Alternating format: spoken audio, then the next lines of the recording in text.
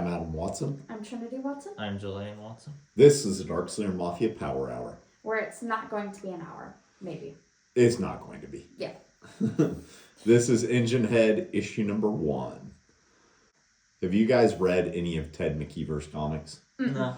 So I like Joe Kelly as a writer, but I chose this because it's Ted McKeever on the art. Mm-hmm. He does a lot of weird comics that are super good. All right. What do you think of the cover? I love this cover. I like it. What do you think of the Matrix ad? I don't like that. That's very strange. I don't know. Dumb. Yeah. Dumb. I didn't know Matrix was restricted. Restricted? Rated R, you mean? Or yeah. Well, it says restricted. So it begins with nuts and bolts. As a space station is completely falling apart and falling to Earth. I like that there's a teddy bear that's just lonely out there. Yeah. Yeah. Yeah. I love the sketchiness of this art style. That's Ted McKeever's art. That's why I was asking if you'd ever read anything of his. Mm-hmm. He did Metropole AD, Eddy Current. A lot of really good stuff that's very worthwhile to check out. Okay. I think this might actually be the first one I've read where he's collaborating with a writer. Because the other stuff of his I've read is just him. So this is engineered and created by Ted McKeever and Joe Kelly. Oh, and then they put on there written by Joe Kelly, penciled and inked by Ted McKeever, colored by Chris Chucke, lettered by Ken Lopez. There's always at least one creator in every single book whose name I can't pronounce. Yeah. So anyway, then the space station just goes down right on top of a bunch of stuff. Mm-hmm. I'm not really sure if that's the way it'd work or not, but it looks cool. Mm-hmm. And it doesn't really have a whole lot to do with this issue either. Really? Yeah. So what do you guys think of the Babylon 5 ad? That make you want to go watch Babylon 5? No. Yeah, I'm not a big enough sci-fi guy to watch that. No. The story really kicks in here with the characters you're going to get to know. Yeah. Not this guy, though. This guy's just a one-off creep. Yeah, there's so much creepy stuff happening right here. Yeah, he's into things he shouldn't be into. Yeah. Yeah. And he's the brother of this guy who was Jackhammer in some crew that fought DC superheroes. He's probably a pretty established character, knowing Joe Kelly. But I have no idea who he is.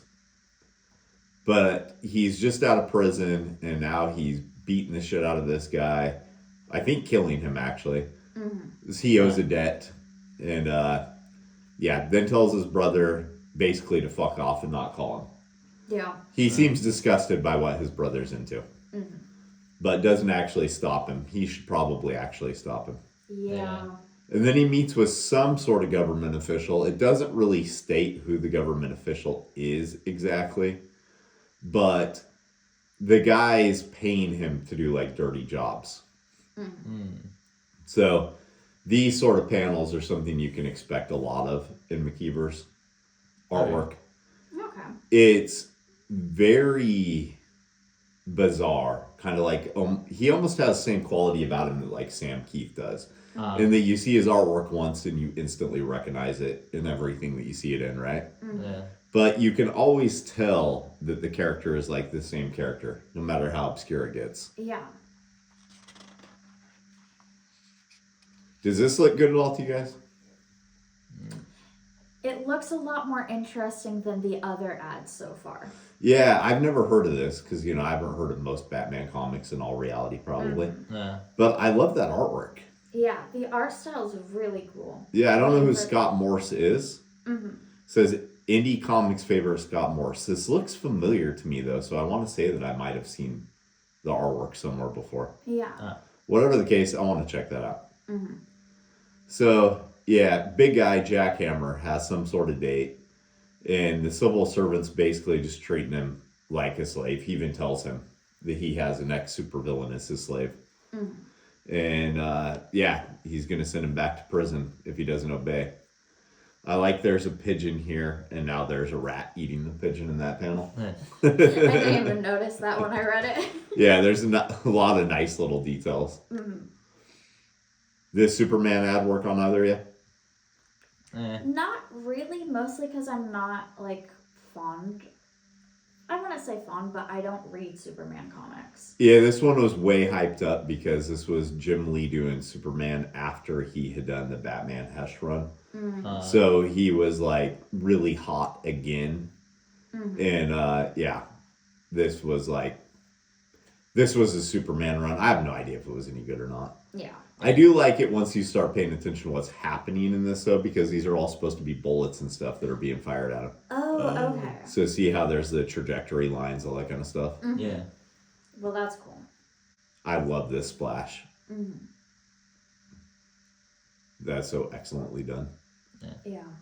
But basically, he's just having an inner monologue about how his life is falling apart. And then it turns out the date he has is him sitting in a very well-drawn car while he lets the room fill up with exhaust and has a conversation with the woman he wanted to be with.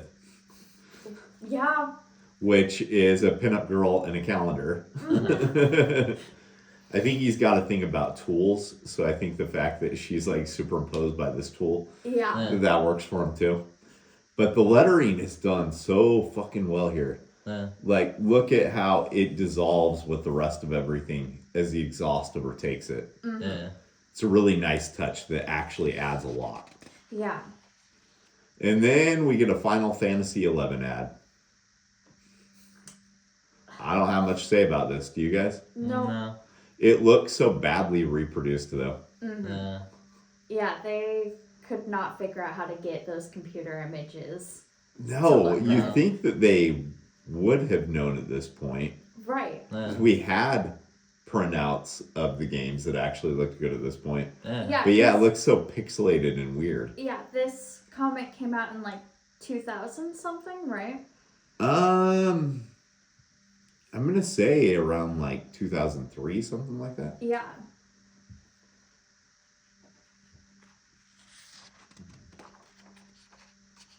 Then he gets saved by a weird little robotic monkey.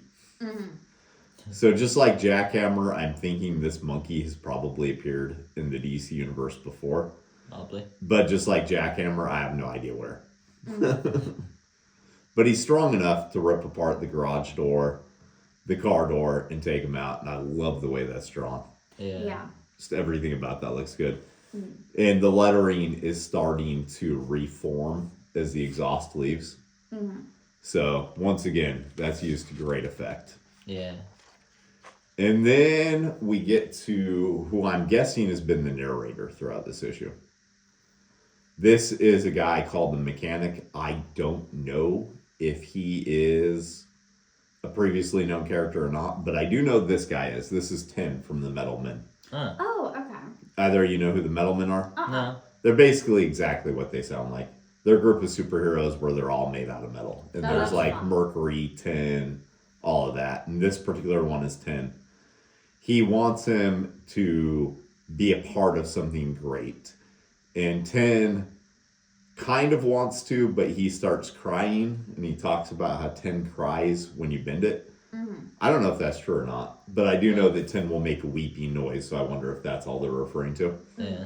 And then 10 just kind of bounces off because he's scared of whatever this idea is. Yeah. I really like his transformation. It's done super well. Yeah.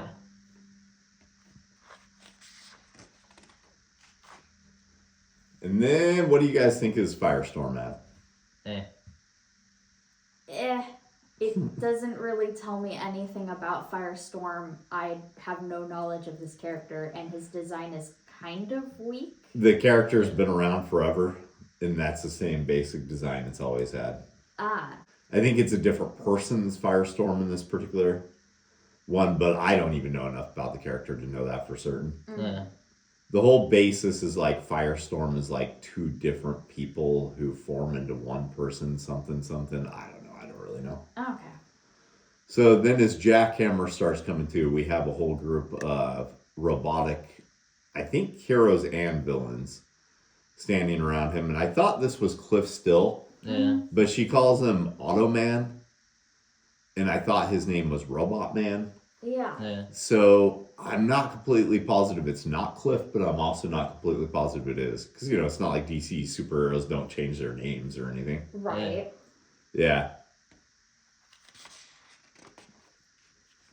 Does this ad work for you guys at all? No. More than the Firestorm ad did. The reason I would check this one out is because Peter Milligan wrote it. Okay. What does he do writing of? Probably my favorite thing he did was Ecstatics. Ecstatics? Okay. Yeah, the weird X-Force relaunch with Mike Allred. Mm-hmm. But Milligan also did a lot of Vertigo titles. So Enigma, for instance, Oh, okay. is Peter Milligan. Mm-hmm. Yeah, he writes a lot of weird stuff. He also writes some superhero stuff here and there. The artwork in it isn't bad, except for the kid in the middle. Yeah. Yeah. The kid that I'm guessing is Kid Amazo. Just looks like shit. I've seen other characters around this time period that have the same sort of look about them, right? Yeah. And it's just like, put a prompt in for hipster kid and then make a comic around it, Like, Yeah. that's what it looks like to me. So, yeah, Jackhammer's starting to wake up and he's caged alongside all the other people because that's the woman he was talking to earlier, or that was talking above him, anyway. And then we get a weird widescreen ad for Batman 626. Huh. Don't know why that one feels a need to be widescreen. Yeah. Normally I'm on the side of widescreen things, but this one is like, I Too can't weird? defend this one. It's also so basic. Yeah. I've actually read a couple of the Judd Winnick issues, and they're good. Oh, so this ad puts them to shame then. Yeah, like they deserve better than this. Yeah. Yeah, so these are all the people who are caged, who are some sort of robotic people. I don't really know who any of these are, unless that's Cliff Still. I know who that is. But the others, I don't know. I'm guessing they're all DC superheroes that are known, though. Yeah. And the mechanic wants to make them into something new. Whatever he wants to make them into creates a hell of a power backlash. Yeah.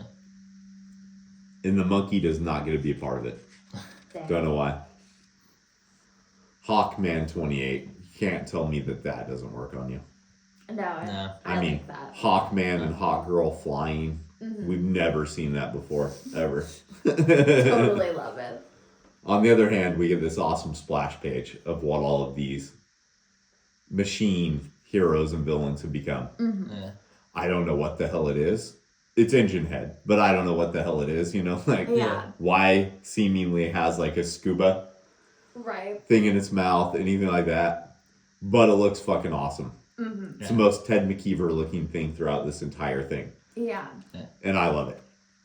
So, yeah, then horrible ad. Oh my god.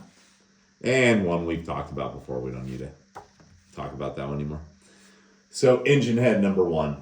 Does this make you guys want to seek out other comics of not just Enginehead, but also Ted McKeever in general? Yeah, the world is cool.